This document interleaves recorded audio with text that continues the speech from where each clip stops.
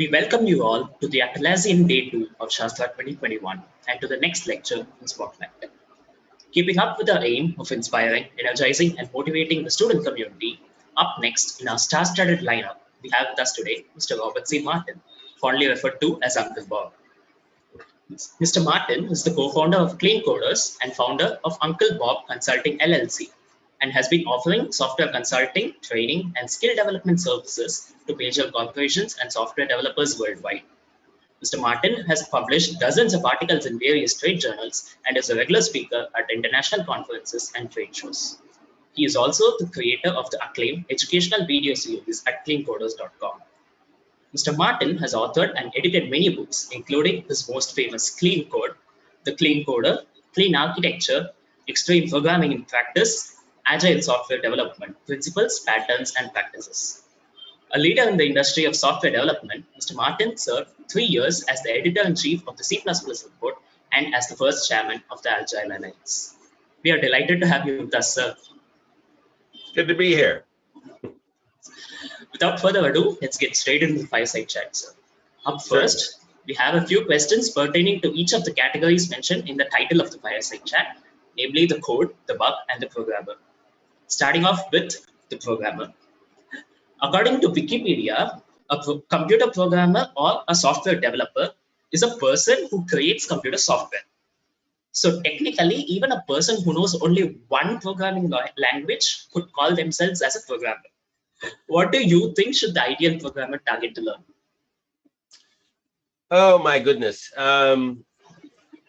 What is a programmer? Well, a programmer is someone who writes code clearly, but there's that leaves out a whole question of ethics and morals and disciplines that need to be part of what the definition of a programmer is. That's one of the problems that we are facing in the coming decades, is defining that set of moral standards and disciplines that need to be involved with the definition of a programmer.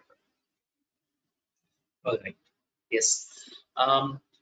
And essentially, a programmer has to learn literally every day. And I'm pretty sure that you, who started programming in the 1970s, are still learning every day too. So how does a programmer, for that case, any professional, keep themselves motivated every single day and get over the lows? Well, you keep yourself motivated by loving what you do. I mean, I read constantly. I am always learning new languages and new frameworks and new ideas. I just love working with computers and writing code and learning new ideas. So it is not a matter of keeping yourself motivated. It is a matter of loving what you do so much that you cannot help yourself but be motivated. That is true, indeed. If we love what we do, we'll get over all those. Yeah. When it comes to programming, it can definitely be agreed that clarity is king. You have mentioned in multiple places that discipline is an important aspect for a programmer. So how does a programmer bring into that sense of discipline into their lives? Oh my goodness. I think the way that we bring discipline into our lives is to recognize just how important what we are doing is. Our civilization nowadays depends on us behaving well, and it depends on us doing a good job. And the number of lives that are at stake, and the amount of fortune that is at stake, and the raw happiness and survival of our civilization is at stake. So each of us as programmers should take our jobs very seriously. Even those of us who believe that we are programming things that don't matter, like games and so forth, need to take ourselves much more seriously, because we are part of an industry that matters a great deal to the future of our civilization. I'm pretty sure that answer throws a different perspective to the people who have not coded and are attending this session. So moving on to the topic of the code. You are considered as the father of clean code. In your opinion, what makes code clean? Well, what makes code clean is attention to detail. The disciplines that we just talked about, a well-disciplined approach, a good attention to detail, and an attention to what the customer needs and to what your fellow programmers need. The job of a programmer is not to get code to work. The job of a programmer is to get code understandable by other programmers. If other programmers understand your code, they can make it work. If other programmers cannot understand your code, then your code will die a horrible death because no one will be able to make it work. Yes, that is true. So the devil is in the details. Devil's in the details. Yes. You have mentioned in a couple of instances in public interviews and Ask Me Anything interviews that your current favorite language is Clojure, which is a dialect of Lisp. How different is Lisp from the traditional syntax-heavy languages like C++ or Java? Oh, it's very, very different. It is different because it is not syntax heavy. The syntax of Lisp can be written on an index card. You could define the language in a half a page of text or less, whereas C++ requires a large book to describe. Clojure requires very, very little. Lisp requires even less. Then there are other differences. Clojure in particular is a functional language. It is very difficult to write non-functional code in Clojure. It's possible, but it's very difficult. So it forces you into the mindset of functional programming. And then Clojure is a language in which its own program is kept in its own data structures, which means that you can construct programs on the fly and execute them on the fly. The language of the data and the language of the code are the same. There are very few languages that have that particular power. And because of that, Lisp-based languages, especially Clojure, are immensely powerful and immensely expressive. And therefore, it's my language of choice nowadays. Yes. Moving on to the topic of the bug. Much of today's organizational work revolves around, if it ain't broke, then don't fix it. Do you really think there's scope for improvement this way? Well, it depends on what you mean by work. If you believe that the behavior of the code is all that matters, then I disagree with the statement entirely, right? Because poorly written code is broken. It may work, but it's broken and it needs to be fixed. And it needs to be fixed with a certain amount of urgency. Bad code slows everyone down. It slows, and anyone who looks at it gets slowed down. And as long as that code remains bad, everyone stays slow. The reason that software teams often go so slowly is because of all the bad code that they are surrounded by. And unfortunately, far too many software teams are immersed under a sea of bad code. So in that case, it's broke and it needs to be fixed. I'm pretty sure all the programmers or aspiring programmers watching this will take note. I hope so. Yes, sir. Now we'll move on to your field of work, which comprises of the Agile Alliance, the Agile Manifesto, and testing. In early 2001, against the backdrop of the Wasatch Mountains in Snowbird, Utah, 17 people met to discuss the future of software development. The Agile Manifesto emerged from this extended weekend at just 68 words, and this short and sweet document went on to change software development forever. So we have a few questions based on Agile here. The shift from waterfall to Agile was well thought over and taken methodically. Could you run us through exactly what was the thought process of the Agile Alliance in framing the Agile Manifesto? Well, so first of all, the Agile Alliance did not exist at the time that we built the manifesto. The Agile Alliance came later. And the 17 people who penned the Agile Manifesto were, for the most part, not part of the Agile Alliance. They did not join the Agile Alliance. So it's a very interesting dynamic.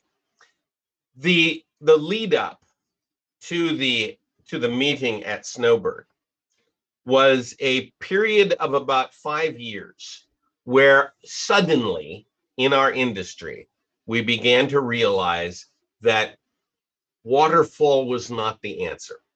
And it was relatively sudden. Right around 1995, people started to write papers about Scrum and short processes and small processes and processes that used a lot of feedback. By 1998, Kent Beck was starting to talk about extreme programming, and several other lightweight methods started to pop up right around then. Extreme programming in particular became very popular. It rode the commercial wave of the .com era. And so because of that, we all gathered together at Snowbird, about 17 of us. By the way, I think the number of people invited was over 30. And only 17 managed to have the funds and the time and the interest to go to Snowbird and actually participate.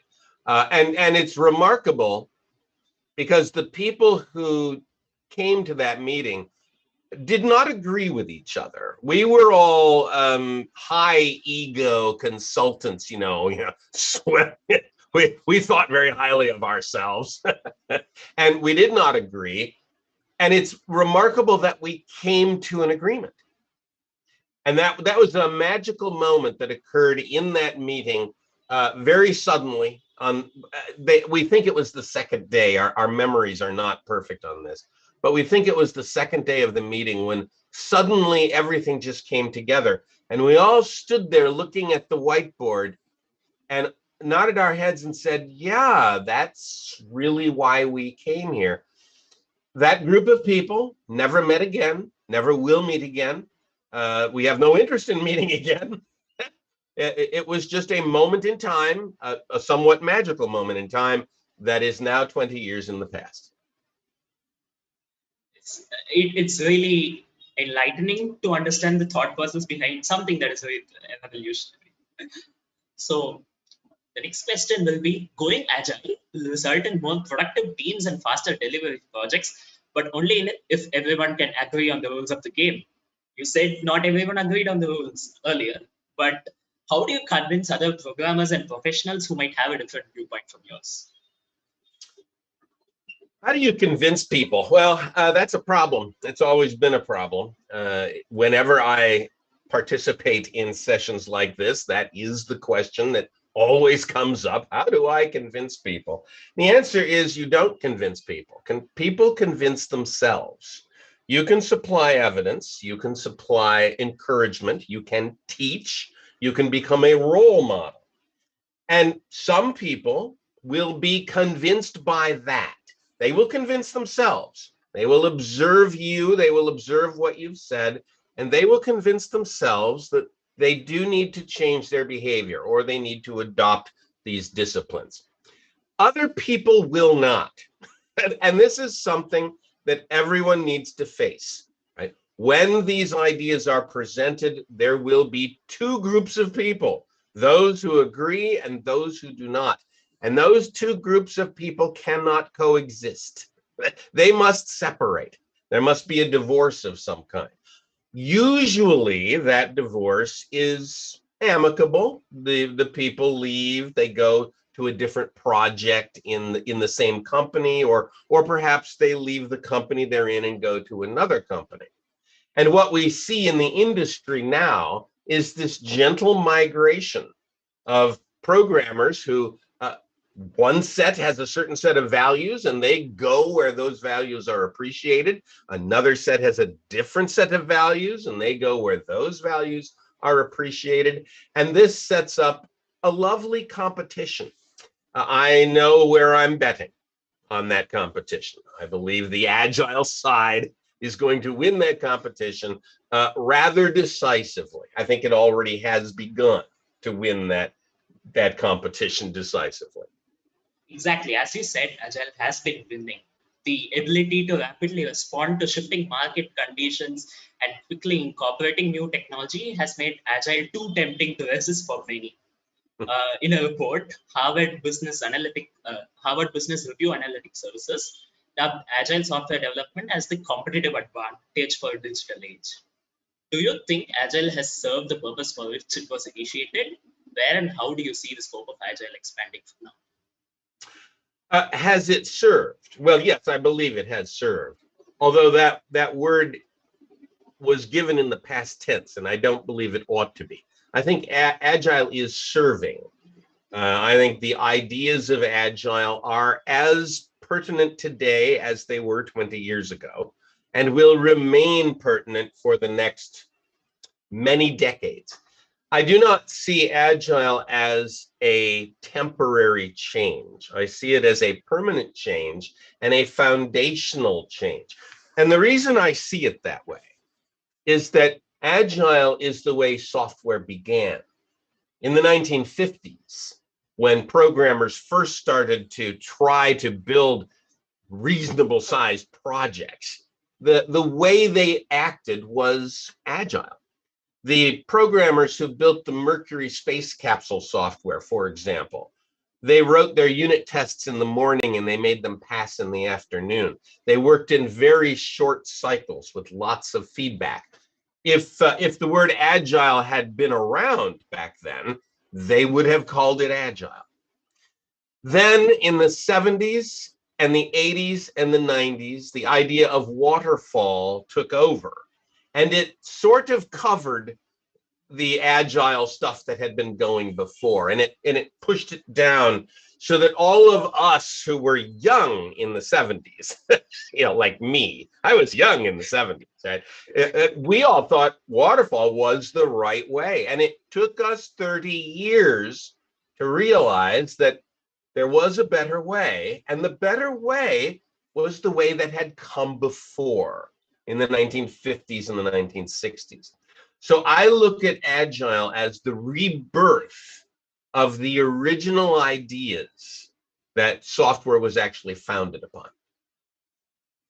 Yes. So you mentioned in the initial days, there were short cycles with lots of feedback. Yes. Essentially, test-driven development has been continuously gaining traction over the past, more specifically post the late 90s and early 2000s. Do you think this should have been done much earlier? Or are you happy with the pace at which the programming community is evolving?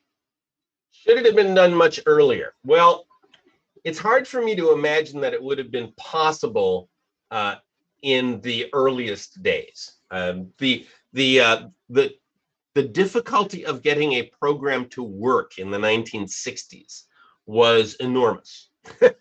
So programmers in those days did not type. The programmers wrote their code in pencil and paper, and they eventually got their code to be punched onto cards like this. And usually the programmers did not punch the cards. They gave their pieces of paper to someone else who punched their cards, and those people who punched the cards would take a day or two to punch the program.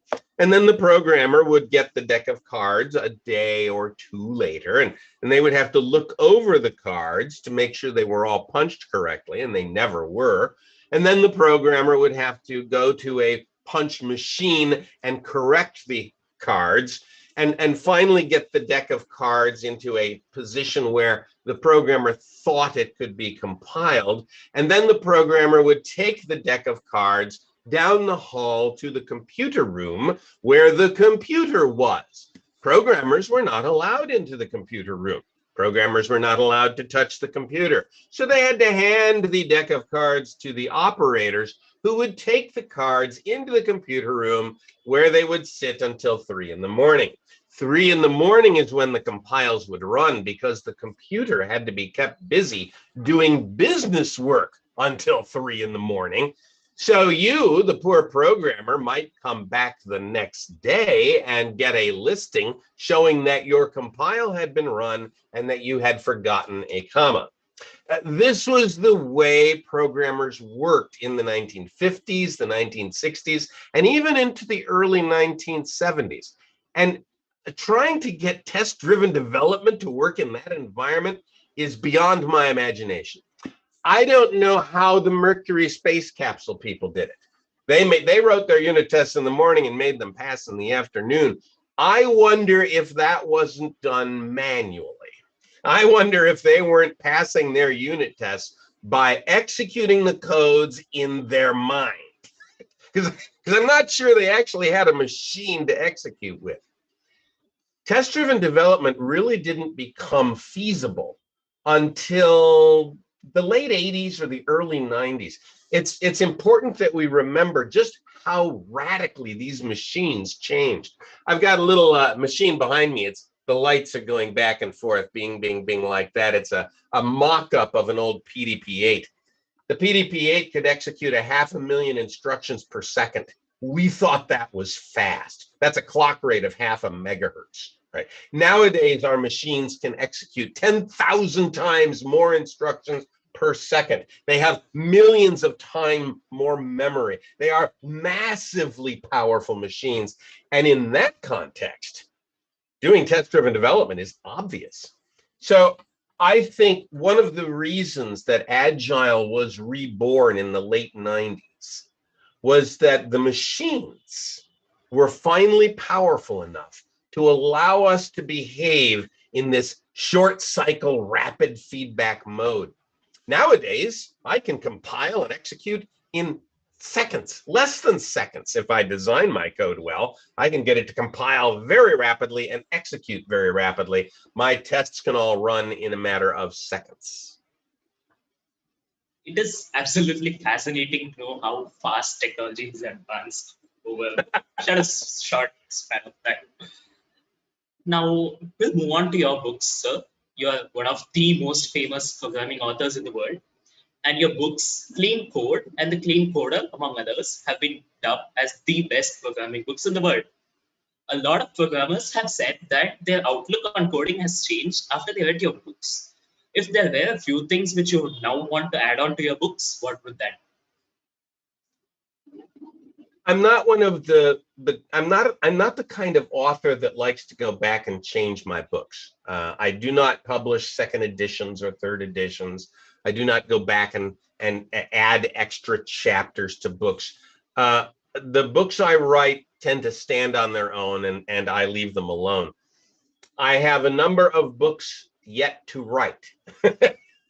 So the one that I just finished was Clean Agile, which is a book about doing Agile well. The book I am currently writing is called Clean Craftsmanship, which is a book about disciplines, standards, and ethics. It talks a great deal about test-driven development, about pair programming, about refactoring, about simple design as the disciplines. And then it goes on to talk about the standards that we should be holding ourselves to and the ethics behind those standards. After that, I'm not quite sure what book I'll write, probably a book on closure. That's nice to know. The next question would be, irrespective of whether you want to be a programmer or you already are one and wants to become better at programming, your books have been must reads for everyone enthusiastic about programming all over the world. What are you most excited or surprised about in present day programming that was non-existent or negligible when you published your books? What am I most surprised about? That's an interesting question. There's not much in this industry that surprises me at this point. I think the thing that surprised me most in the last 15 years is the resurgence of Lisp. Now Lisp actually never went away. It's one of the oldest languages we have. It was originally conceived in 1957, right? And although we have tried to kill it many, many times, it keeps coming back. But it came back again in the form of closure. And something about that incarnation of Lisp has captured the attention of an awful lot of people, including myself. There was a time 20 years ago when I thought Lisp was a dead language. It should be written off. No one should write in Lisp anymore. And now I am wildly enthusiastic about this language. And I think it is probably going to be the prototype of the last languages. Now, will there be last languages? I think there will be. I think what we're seeing now in the industry is a shuffling of languages, not any new ideas. There's a bunch of languages that have come out recently, like Swift and Kotlin and Dart and Elixir and Elm. But these languages have not added any new ideas. They are reshufflings of old ideas. They come out sounding new, but then when you look at them, they're actually not all that new. Go, another very good language. Go, great language, but not new in any kind of sense. I think we have entered a period in which we are shuffling the old ideas, not coming up with new ideas. And that makes me think that at some point in the near future, we will end that shuffling. We will stop and say, okay, look, we've shuffled enough. We're not going to get any new insights. Let's reduce the number of languages down to a few, maybe even one. Many other industries have done this. Mathematics did this. They had many notations for a while. Chemistry did this with lots of notations. Electronics did this with lots of different notations. And then at some point, those industries said, no, we don't need lots and lots of notations. Let's just bring it down to one notation so we can all speak the same language and all understand each other. And I think that day is coming for software. Yes, that is good to know when everybody speaks the same language. No miscommunication as well makes things a lot easier. Yeah. Well, we'll see. Might be a long way off, but I think it's coming. So we'll move on to a few questions related to you personally. Certainly. Your first plastic computer, which you got in 1964.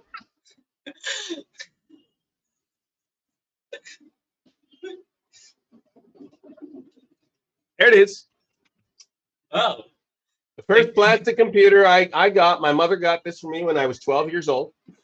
With those 3 flip-flops and those 6 gates. Yeah, you can see them. There's the 3 flip-flops right there. They're going back and forth. And the 6 gates are these little metal rods right here. Yeah, that's it. That sparked off a long and interesting journey, didn't it? So you got introduced to some form of programming at your very young age. Yes. Even though it is not hardcore programming, this is some form of learning and understanding how coding works. Do you think the current education system globally, the systems might be starkly different in India and the US, need to introduce computer programming at a much earlier stage to students? I think computer programming should be made available to students at a very early age. Late elementary school, junior high school, before they get into high school. I think the opportunity should be given. I do not believe that everyone can program computers, just like not everyone can draw decent pictures. Everyone should have the opportunity and get the exposure, but there is a certain mental wiring that I believe comes at birth that makes you a good programmer, and some people do not have that mental wiring, and it's remarkable. I started my career believing that everyone could do this, and I made a number of very poor hiring decisions because of that belief. It was a painful discovery to realize that not everyone can do this. So the role of a programmer, role between a programmer and an organization is quite intricate and complex. To our audience who might be extremely excited to work in large software companies, what would you like to say? What do I want to say to programmers who want to work in large companies? Wow. you have a deep responsibility, and that responsibility grows as you gain experience. And that responsibility is to tell the truth. And you are the ones who know the truth. Your managers, your bosses, the company as a whole do not know the truth.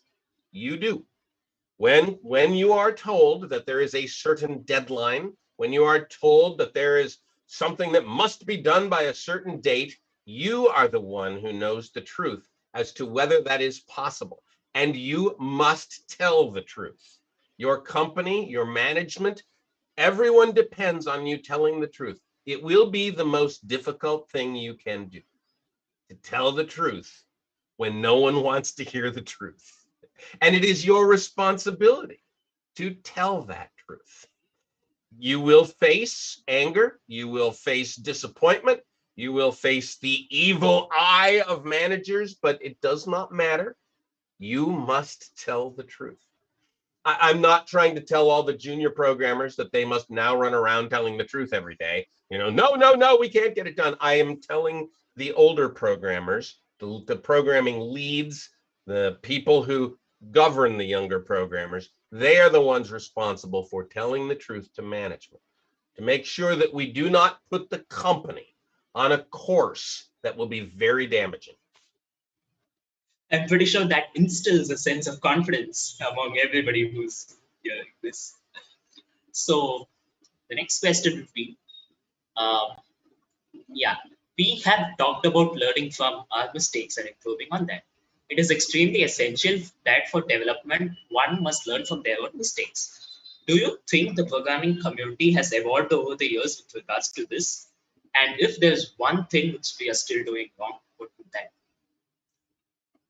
be? The programming industry, the programming community is caught in a whirlpool, a vortex. That vortex is driven by its growth. The number of programmers apparently grows by a factor of 2 every 5 years. The number of programmers in the world doubles about every 5 years. That's the rate of growth. And what that means is that half the programmers in the world have less than 5 years experience. And this will remain true so long as we are growing at this crazy rate. What that means is that programmers generally do not learn from the errors made by the people who came before them. There aren't enough of the people who came before them to teach them about those errors. One of the reasons I've written so many books is that I've made so many damn mistakes in my life that I want to get those mistakes down into books so that other people can learn from them. I hope that helps. But in general, our industry is caught in this whirlpool of inexperience that it cannot escape from until the rate of growth slows down. What programmers should do, what young programmers should do, is find the older people and talk to them and learn about the mistakes that they made and try to get that level of experience, that error that they've made over the years. Learn all of that from the older people around you. Do not try, I want to say this very carefully, do not believe that you know if you have 3 years experience. It takes about 15 to know. That is both disappointing and encouraging in a way that you have to keep learning in order to avoid mistakes, but you have to keep learning to avoid mistakes. Now we'll take audience questions. There's a lot of questions here. Anirudh asks, what is the path in which any person should start in coding? Because many people say that we should start with C or C++ and go on. But this idea is quite changing these days. Oh, the language you start with is not very important. I would start with a nice simple language like Clojure would not be a bad language to start with. Ruby would not be a bad language to start with. Python is a very nice language. There's a lovely language called Lua, Lua. That's a very simple language to start with. The language you begin with is not very important. The more important thing is to become competent in that language and then learn another. And then after that, learn another. You probably want to learn 5 or 6 languages by the time you've got 2 years experience. And how do you learn those languages? You do that at home. You do that on weekends. You do that outside of work, because work is going to want you to work in one language. You have to learn many. As you learn these many, you will get a very different perspective on the language you use at work. It will change the way you write code. It will change the way you look at programming. You should learn a statically typed language like Java. You should learn a dynamically typed language like Python. You should learn a stack-based language like Forth. You should learn a truth-based language like Prolog. You should learn all these languages, and they will blow your mind. And then you will come back to your job and understand it at a much deeper level. Hope Anirudh got his question answered. We'll move on to the next question. Okay. If the computers have become 10K faster, would you agree that the current software development has also become faster at the same pace? Because you also said that the rate of number of programmers is doubling every 5 years.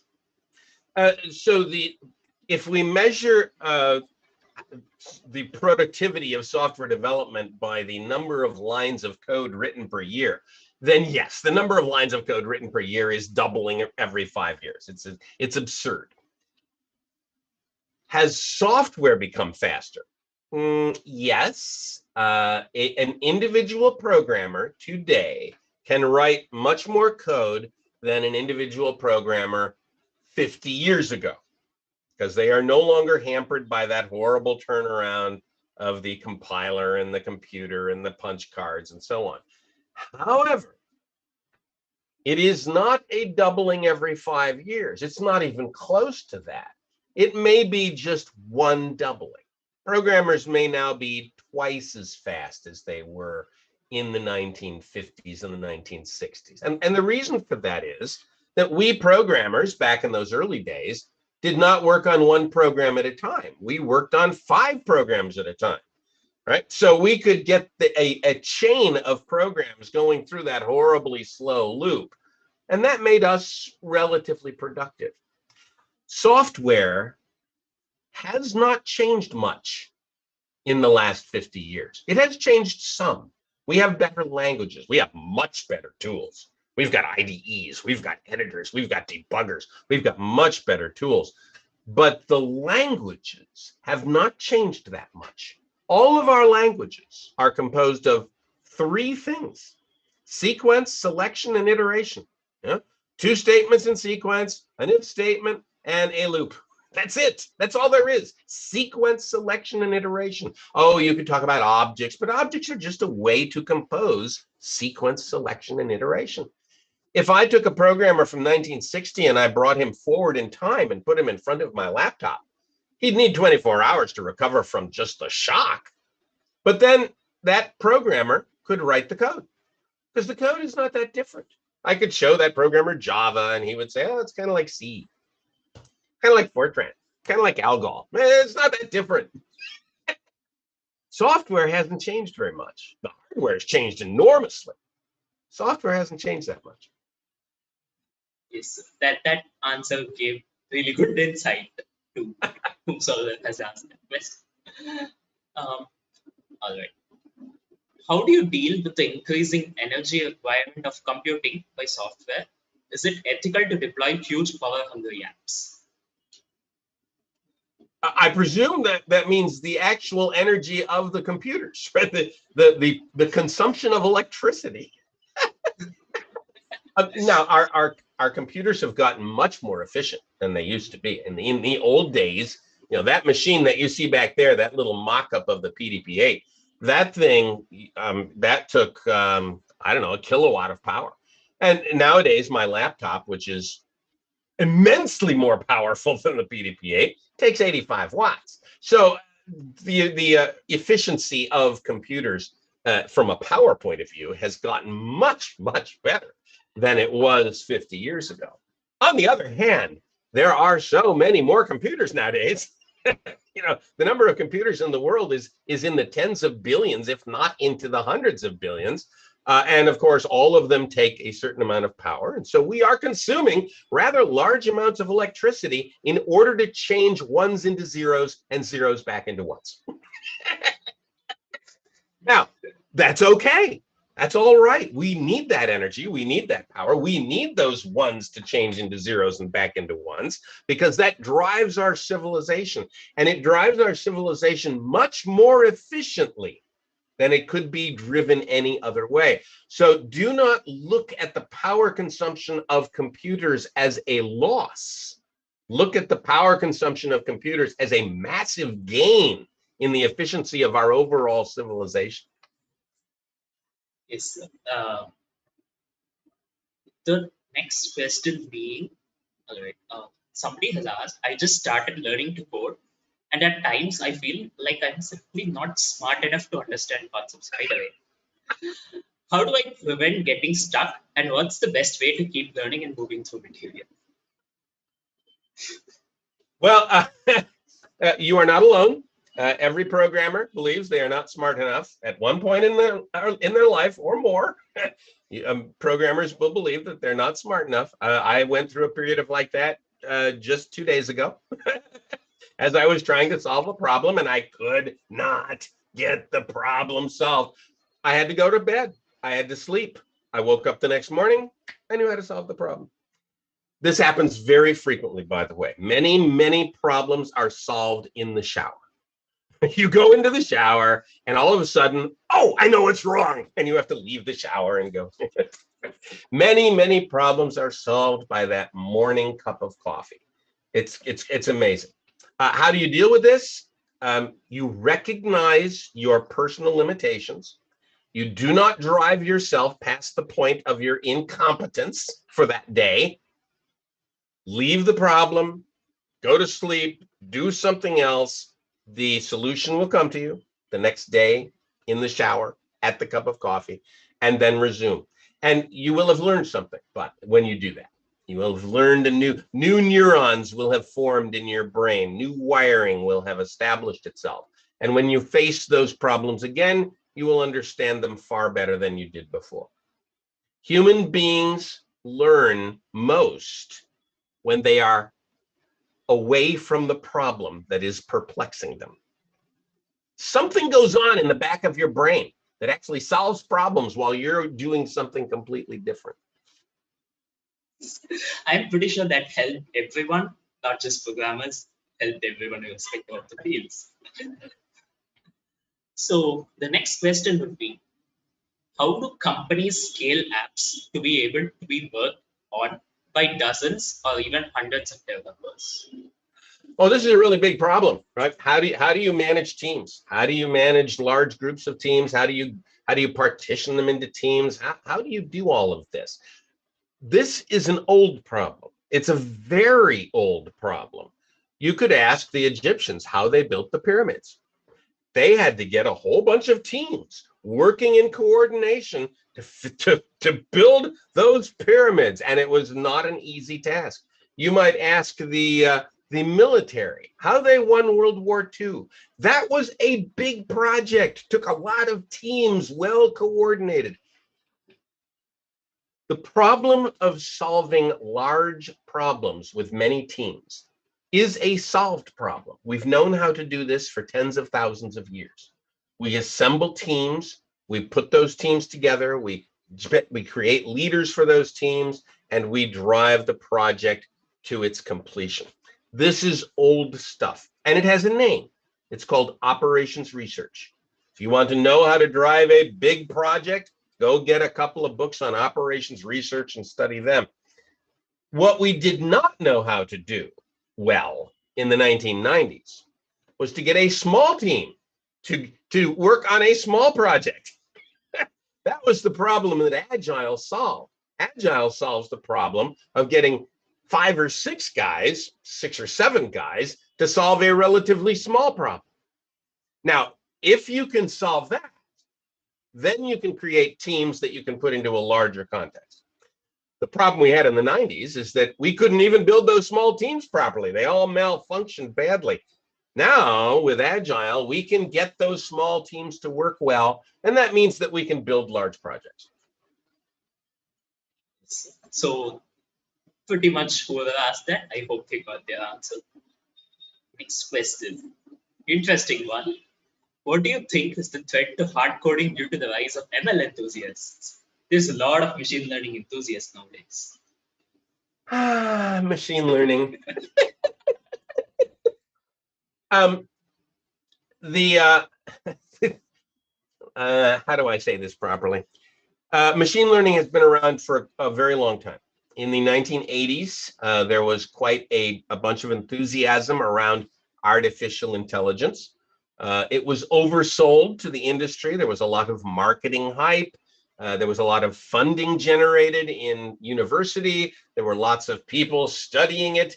And then after a few years, it did not deliver the promises that were made, and all the funding dried up and all the research went away.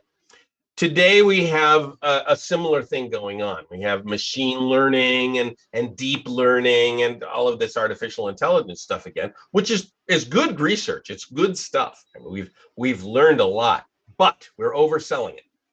Once again, we are overselling it. We are making promises that this machine learning can do miracles, and it cannot. We are making the promise, for example, that there will be a self-driving car that you will call on your phone, and it will pull into your driveway, and you will get in, and it will take you to the store, and you will get out, and it will drive away. I don't think that's coming. I don't think we're even a tenth of the way to that. I don't think we're 100th of the way to that. I think that is very far away. Oh, we can have self-driving cars in certain parts of the city at certain hours of the day under certain weather conditions, with someone sitting next to it able to take over in an emergency. And I believe we will probably have self-driving trucks on the motorway as long as they do not leave the motorway. I do not believe that we are going to have self-driving vehicles going everywhere on our road system, including down your neighborhood street, anytime in the near future. This is the scale of the promises being made that will not be kept. Now, that's not to say that machine learning is bad. You should study it. You should learn it. There's a lot of really powerful stuff that you can do with machine learning, but be aware that the promises being made are way outside the scope of what machine learning can actually do. Thank you for that answer. The next question asks, which programming language do you think is the most efficient for writing clean code? Well, I would have to say Clojure, because that's the one I'm using at the moment. But the question is probably not well phrased. Every language can be written cleanly. Every language can be, even Perl can be written cleanly. Because all it takes to write good, clean code is attention to detail and discipline. I hope the one who asked this got their answer. Next question. Do you have any projects that you're working on currently? What can we expect from Uncle Bob in the near future? Oh heavens, I've got lots of things that I'm trying to do. I've got my video series that I'm still working on. I'm working on the episodes about architecture at the moment, and I've started a YouTube project where I'm solving all the problems on the Euler project just for fun, and expanding them out so that they're much more interesting than just the standard Euler project solutions. So I'm doing things like that. As far as real coding work, I maintain my own website. I work on the website that sells our videos. I work on things like that. My hands are always busy writing code. That's good to know. Someone who's continuously working every day and is an expert in the field. Last question to wrap up this fireside chat. Do you have anything to say for the bright young minds who might be watching this session? To the bright young minds watching this section, yes, at this session, continue learning. Read old things. Go get some book. Go get the design patterns book. Get this book. This one. Get this book. You have very likely been told that it is too old and that it's antiquated and that it doesn't matter anymore. This is wrong. Get this book. Read this book. Here's another book for you to read. Read this book. The Structure and Interpretation of Computer Programs. This one is free. You can download the PDF online, The Structure and Interpretation of Computers. This book will teach you more than you thought you could learn. There's an immense amount of information in this book. And there are so many other good books from the past. Do not discount them. Oh, one more, just one more. Find this book somewhere. Structured Programming by Dijkstra, Dahl, and Hoare, written in 1972. You will be astounded at what you learn in this little book. Right? And there are so many others. Do not look only at the future. There's an immense amount of knowledge generated by those programmers who came well before me that you should know. That is true. We have to learn from our past, as you said, and have been saying all the way. This brings us to the end of this thoroughly enjoyable fireside chat. So thank you very much for the truly wonderful and informative session. We once again thank you for joining us for Spotlight 2021, especially agreeing over the time difference between India and the US. We thank the audience as well for tuning in to watch this delightful webinar. Please find the attendance and feedback form link on the chat. Kindly do fill the same. Participants who attend 4 or more live lectures as part of Shaastra Spotlight 2021 will get e-certificates.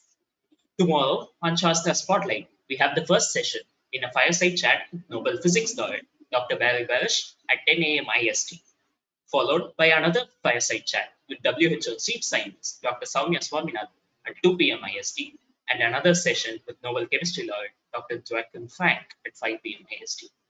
We request you all to continue attending the sessions tomorrow too.